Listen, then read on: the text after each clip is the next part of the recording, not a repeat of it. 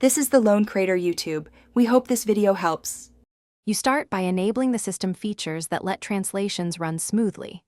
Open Settings and turn on Language Detection and Siri Suggestions. This lets the phone intercept messages for translation. Once done, check iOS updates and make sure you have enough storage. On-device models need space. If you want offline translations, enable on-device mode. Otherwise, translations use the network but are faster to set up. Make sure permissions for messages and microphone are granted, so the Translate feature you'll translate directly inside messages by long pressing the bubble you need. Tap Translate from the context menu. The system usually detects the source language, but you can pick the target language yourself.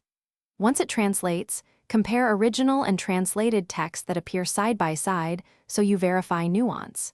If you prefer, tap Copy Translation or use the share sheet to send it elsewhere. Make sure to skim for idioms or names.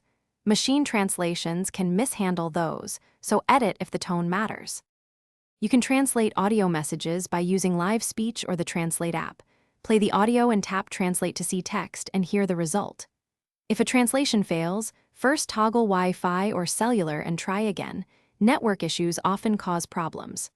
Once done, check that the correct language pack is installed in Settings.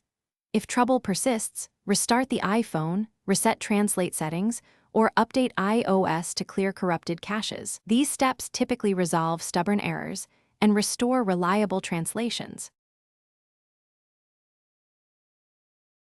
Thanks for watching.